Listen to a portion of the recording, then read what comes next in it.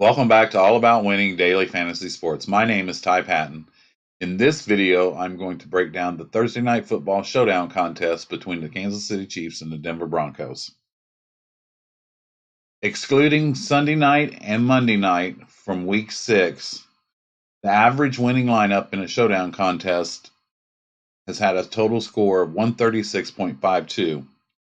The average score for the captain's position has been 44.81. Now remember, the captain position is 1.5 times, so you need to get 29 points to get you up to that 44 point average to get the other half added on. And to put that in perspective, a wide receiver would need, for example, 9 receptions, 110 yards, and a touchdown, because of 100 yards on Draftkings wide receiver, that'll get you a 3-point bonus, and Draftkings is also PPR, so every reception counts as a point. A running back would need, for instance, 100 yards rushing, 2 touchdowns, and 2 receptions for 20 yards. And a quarterback would need 300 yards and 3 touchdowns. That's just examples to get to that average of 44.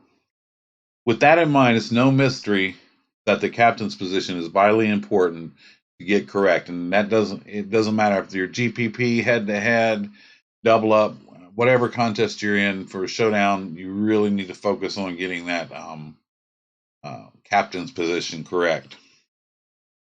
There have been a few winning lineups that had a captain that didn't score as much as the other positions, but they put a kicker in there, and which allows you to put a lot of the studs in the lineup and get your points that way. But for me, I want to focus on getting a captain that can score 44 or more points, hopefully. And after that, once I feel I have the right captain, that's when I build my lineups around that and I make a stand, and then I go with a game script. With a sample of 37 showdown contests in 2019, this is the breakdowns for the captain's position. The quarterback from the favored team has been in the winning captain's position 8 times out of 37 for a 21.6% average. The underdog running back has been in the winning captain's lineup 7 times for 18.9%. The underdog wide receiver has been in the captain's position 6 times, which is 16.2%. The favored wide receiver has been in the captain's position 6 times as well for 16.2%.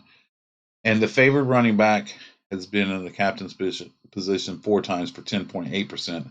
And that comes out to 83.7%. And the other 16.3% is made up of defensive, special teams, kickers. I think one even had a tight end. But this was the top 5 in showdown slates. The wide receiver position, remember, it's pretty interesting. The underdog wide receiver and the favorite wide receiver were in 6 winning lineups apiece for a total of 32.4%. So the wide receiver has been in the captain's position a third of the time in showdown slates. Last year, Kansas City played Denver twice. Obviously, they're in the same division. And in the 2 games they played last year, they averaged 28.5 points per game. They won 27-23 in one game and 30-23 in the other game. I'm going to go against what I've heard others talking about so far, and I'm going to take the stand of Kansas City putting some points on the board against Denver. A lot of people are talking about the Denver defense and creating problems for Kansas City.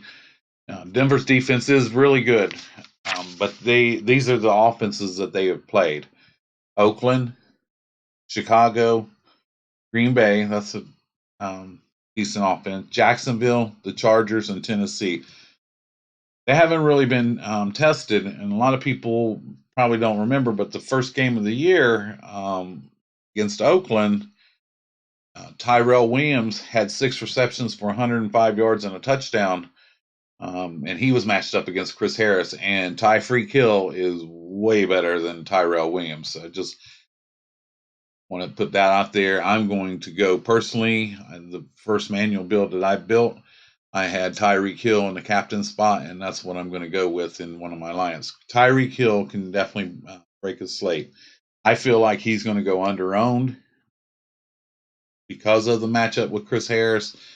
There's some recency bias going on. Kansas City's lost 2 games in a row. Now they're on the road uh, in Denver. Tough defense, all that goes with it, and I could see them putting their 30 points on the board against Denver. And I think Denver will be able to put some points on the board against Kansas City as well, which will keep Mahomes throwing the ball, hopefully, in my situation where I have Tyreek Hill in the captain spot. And Tyreek Hill, I believe he only ran 25 snaps in his first game back this past Sunday. He scored 25 points, and he just wasn't out there for much of the game in his first game back. So, as I mentioned, I did a manual build, and I'm going to show you an example of how I did and explain how I built around it. Tyreek Hill in the captain spot. Anytime I put a wide receiver in the captain spot, I always put the quarterback with them. So I'm going to put Patrick Mahomes in there, and obviously that ate up a lot of my salary because now I'm down to $5,300 per player. So I'm going to put in one of my flex positions, I'm going to put Freeman, running back for Denver. I feel like Denver will be able to move the ball against Kansas City. And add Mahomes. Oh, I put the Kansas City's kicker. Now I want to mention when I build my showdown lineups, you have the 2 field goal kickers and the 2 defenses. I try to keep my lineups to one of those 4. I don't like to put 2 defenses or 2 kickers. Now on Monday night, this past Monday night, the Green Bay Detroit game, 2 kickers was actually the kicker Prater in the captain spot won the showdown contest. But for me, I like to just pick one. Kickers have the better floor as far as defenses, and especially now this game could possibly have defenses scoring some points if you have 2 offenses that are going to be putting the ball up in the air. I still think that people are expecting Kansas City to come out and try to run the ball against Denver, which is actually how you do move the ball against Denver. But I think Patrick Mahomes is going to come out and throw the ball around a little bit in this one. And I put this to free up some salary. I took Noah Fant, the tight end from Denver. That's a really good matchup. Kansas City's number 28 against the tight end position. He is getting some targets. If they have to throw the ball to keep pace, you could see him getting some targets, maybe getting in the end zone. And I also had, and by putting Fan in there, that allowed me to put Sutton in there, which Sutton is getting. He has the most targets on the team. I believe let's take a look at him real quick. So far, yeah, he's had 46 targets. He's leading the way for Denver. He's got 3 touchdowns. So that allows me So I really like that. I have Mahomes with matched, or Hill and the captain matched up with Mahomes. I'm going with the game script that Hill's going to go off in the wide receiver position, and only one way for him to go off, and that's for Mahomes to throw him the ball. And I see Denver trying to keep pace with Freeman. Freeman does catch passes out of the backfield too. And I have two targets for Flacco, Sutton and Fant. And then I have the kicker, Butker, for Kansas City. Left $400 on the table. Obviously, in showdown slates, it's okay to leave money on the table. I was actually looking at something today, and the average winning showdown lineup that won actually was leaving just a little over $1,000 on the table.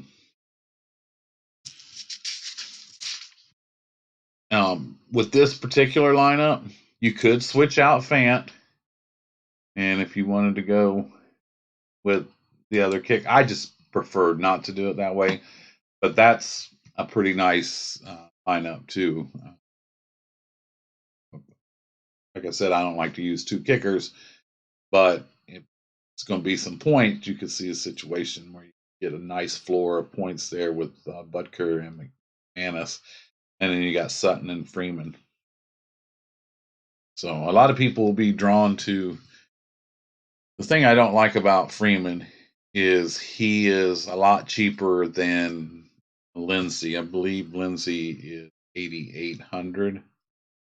Yeah, so Freeman is 8,800. He's going to get a lot of ownership. He's going to get a lot of ownership because he's $2,800 less than Lindsay. And actually, they have a pretty even split as far as carries and targets and I did want to look at one thing with Royce Freeman. Yeah, he's had 26 targets. So my last game, he actually had 5 targets.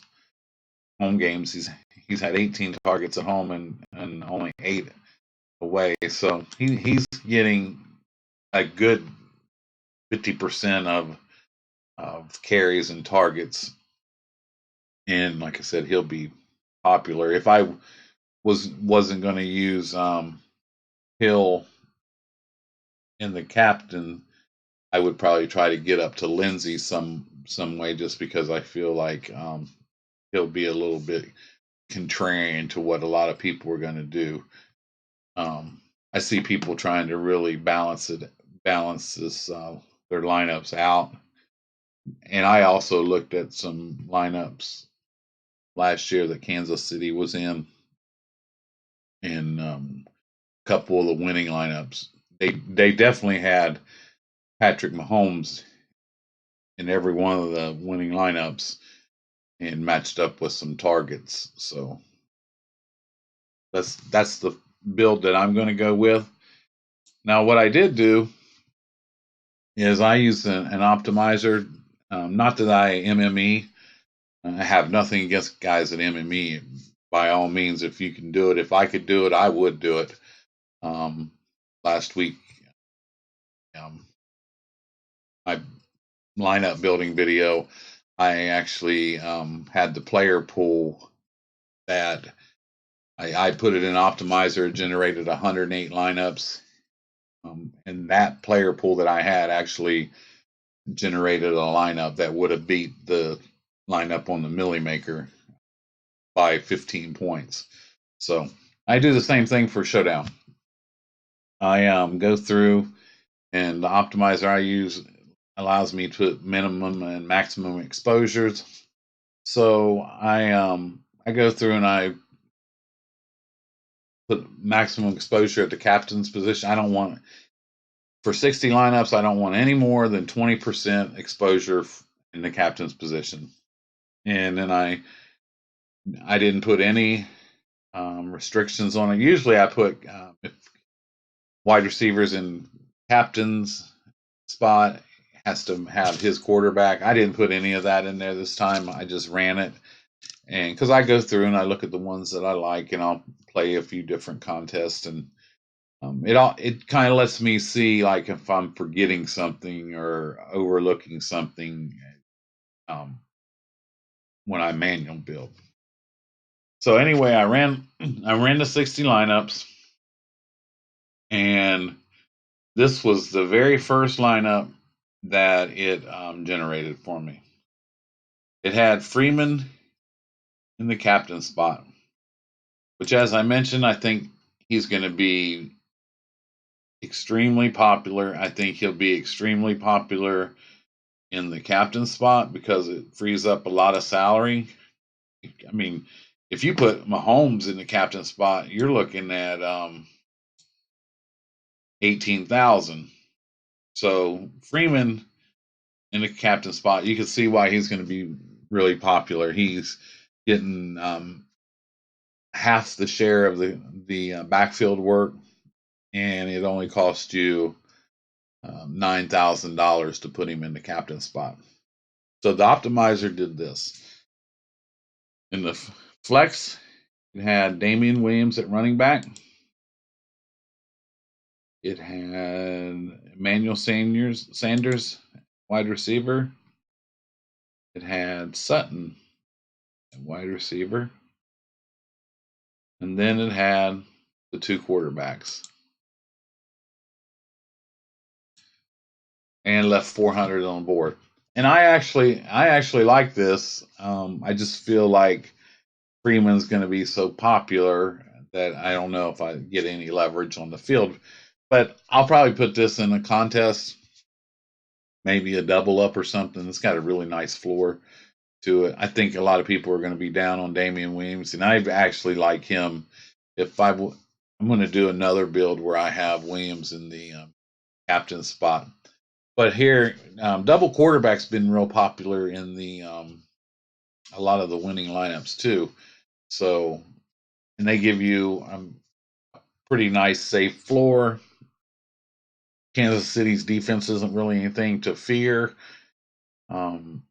So you can see Flacco being able to put some points on the board, and then you got his two targets, main targets right there, Sutton and Sanders, and Freeman in the captain's spot.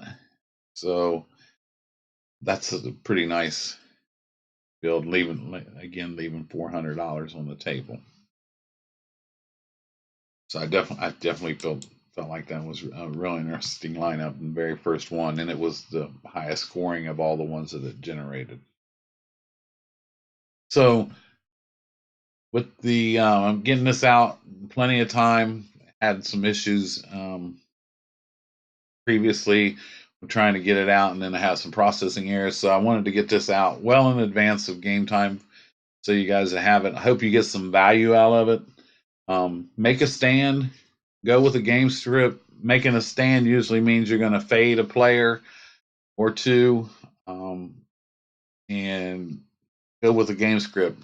For me, like I mentioned, if I'm going to use the wide receiver and the captain, I want the only way he's going to go off is if the quarterback throws in the ball. So there's two scores there. If he doesn't go off, it's still possible that I could get some points from the quarterback thrown to someone else. Now, if you notice in my builds, the player that I am fading, I don't have him in any of them, is Travis Kelce. He just didn't fit with the builds that I wanted. I'm sure I'll play a couple lineups with him in there. I know he'll be extremely popular, and that's just the person that I'm going to be fading. So I'm going to get this posted tomorrow. I'll be back with the running back video, the wide receiver video.